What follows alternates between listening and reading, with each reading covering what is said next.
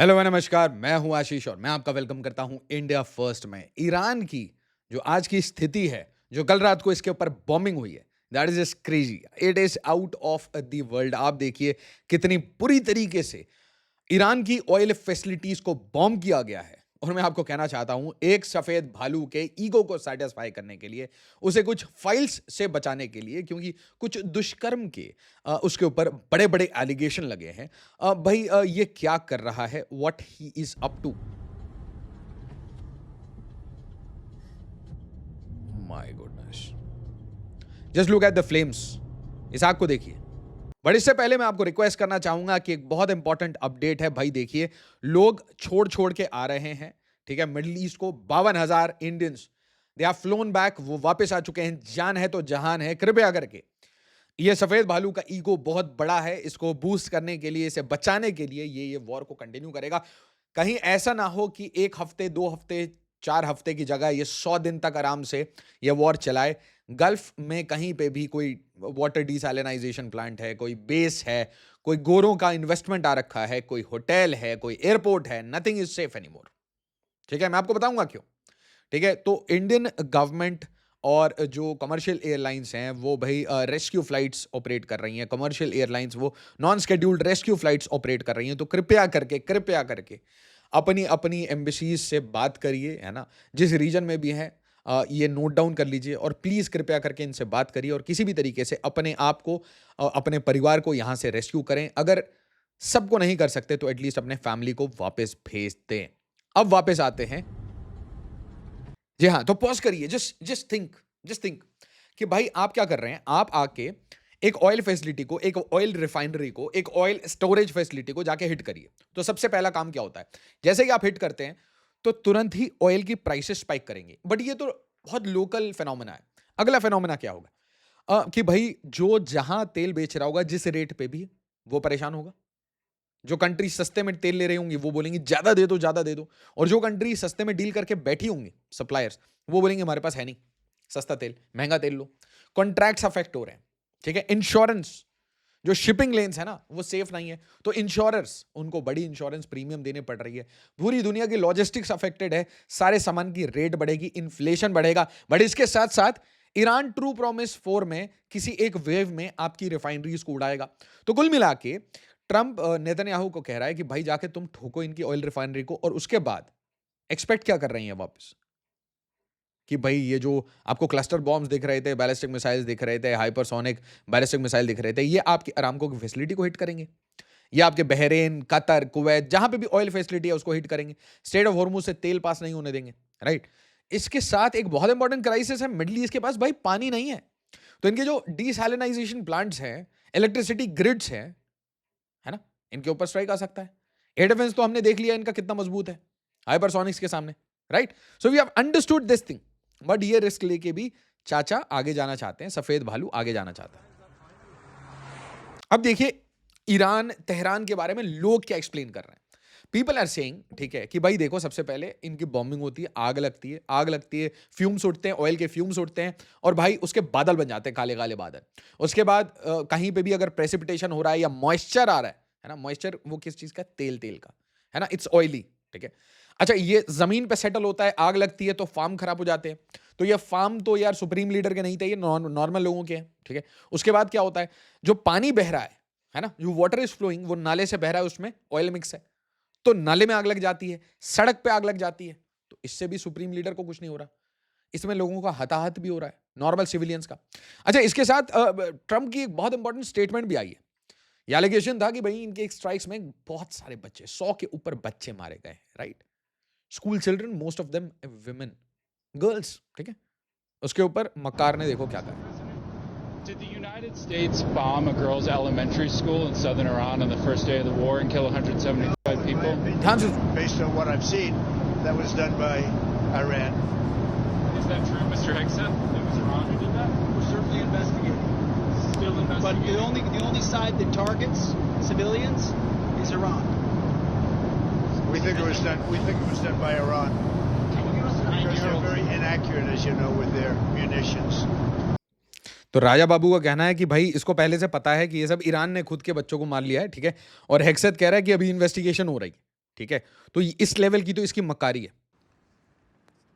This is what Tehran is waking up to this morning. The sky above the city is covered in very thick black clouds. You can see that everywhere. That's the west of the city over there, and this is the north of the city. Normally, if you look to that direction, you could actually see the Alborz Mountains, but now all of that is also covered in clouds. That comes after major airstrikes in the south and the west of the city happened. अच्छा, तो natural सी बात है, Iran से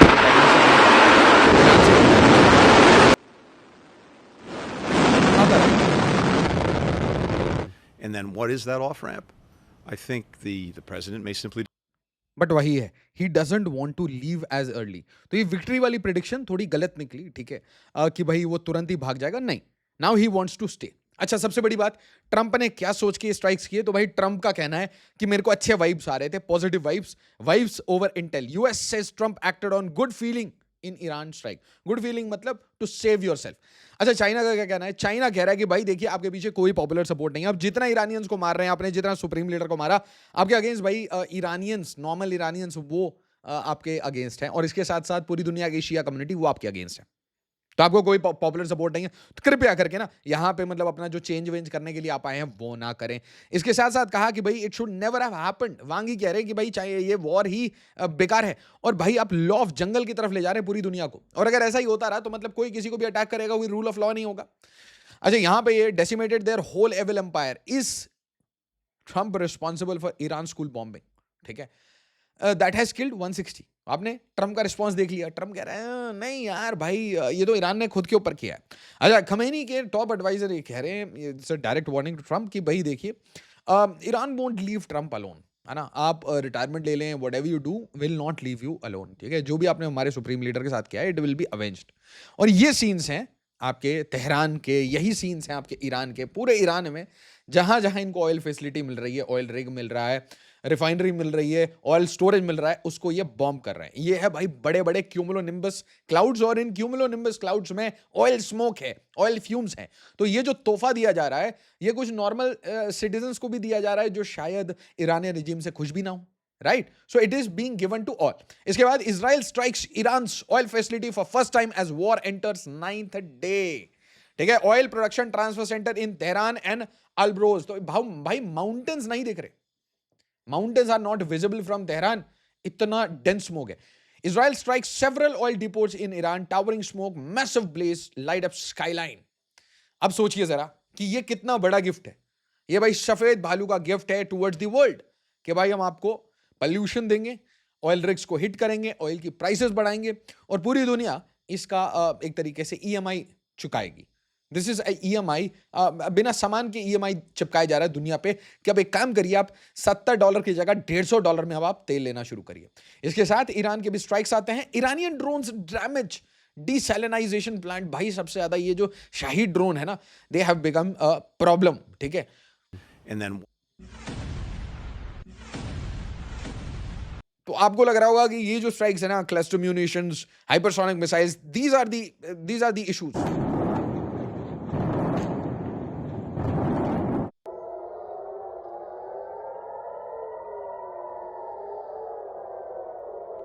actual problem आज के date में जो है वो है एरिया. पूरे एरिया को उड़ाने के लिए क्लस्टर म्यूनिशंस भेज रहे हैं, और छोटे छोटे ड्रोन से भाई ये जाके आपके बड़े बड़े 300 400 मिलियन डॉलर के रेडार्स उड़ा दे रहे हैं. ठीक है, बिल्कुल टॉप सिक्योरिटी बेसिस, यूएस के टॉप सिक्योरिटी बेसिस में जाके इनको उड़ा दिया जा रहा है. Iranian drone damage desalination plant in Bahrain. Iran claims to have hit Haifa refinery after Israel bombs Tehran oil depots. तो ये रिटालिएशन चल रहा है. Israeli oil refinery in flames as Iran fires 12 missiles. Bomb shelters full amid panic and chaos. मैं थोड़ी ना लिख रहा हूं, टाइम्स ऑफ इंडिया बता रहा है. गार्डियन बोल रहा है भाई ये वॉर क्यों शुरू हुआ. अल जजीरा कह रहा है कि भाई जीरा डाल के देखो जरा ट्रंप के सिर पे, कि भाई इसने क्यों ये वॉर शुरू की. To take a little pressure off. तो बीच में ये इंडिया के ऊपर भी भाषण दे रहे हैं.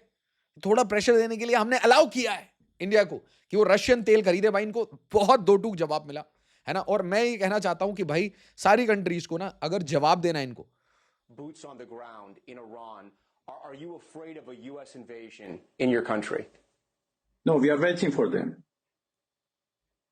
You were waiting for the U.S. military to invade the ground troops? Yes, because we are confident that we can confront them, and that would be a big disaster for them. So you're saying that Iran is ready and willing to take on the U.S. military if there were to be ground troops? भाई Iran के foreign minister ने जैसे जवाब दिया ना, वैसे शायद ही किसी ने दिया हो, ठीक है? तो इंडिया ने भी वैसे ही जवाब दिया, India not dependent on permission from any country to buy Russian oil. सरकार के मुलाजिम कहना शुरू करें किसी से परमिशन नहीं चाहिए भाई, और इंडिया के पास सफिशिएंट रिजर्व है भाई। हम ये कह रहे हैं कि हमारे पास 250 million barrels of crude oil and refined petroleum products equivalent to approximately 4000 crore litres, ठीक है? ये गवर्नमेंट कह रही है कि हमारे पास 25 दिन से लेकर 40 दिन का सामान बहुत आराम से पड़ा हुआ है। इसके साथ हम 40 से ज्यादा कंट्री से डाइवर्सिफाई करके ये सामान ला रहे हैं।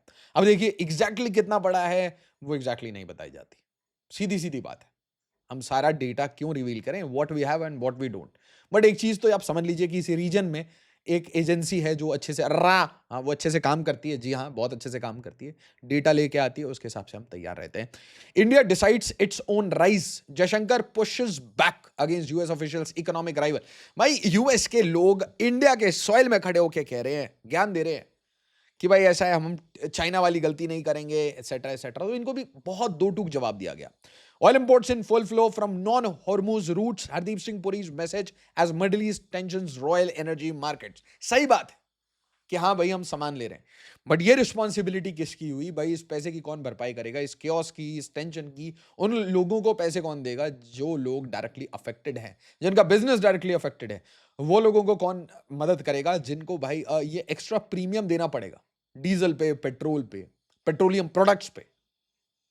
नॉर्मल साहब लैपटॉप खरीदने जाइए, सब कुछ महंगा हो गया। Supply chain disruption because of unthoughtful strikes on Iran. और उसके बाद अब ऑयल के ऊपर अटैक करो। कुल मिला के क्या वेनेजुएला का तेल ही बेचना है ना? इतना छोटा नहीं हो सकता यार। No, that's not the agenda. Iran हमेशा एजेंडा पे था, वेनेजुएला हमेशा एजेंडा पे था, दैट्स फाइन। बट इस टाइम में इतनी अर्जेंसी से ये सब करने की सिर्फ एक वजह है, एप्स्टीन दादा के जो कर्मकांड है उससे खुद डोनाल्ड ट्रम्पन है ना, Donald Trump, he is extremely scared of this crisis. Video को लाइक शेयर और सब्सक्राइब जरूर करिए। एज ऑलवेज, जय हिंद, जय भारत।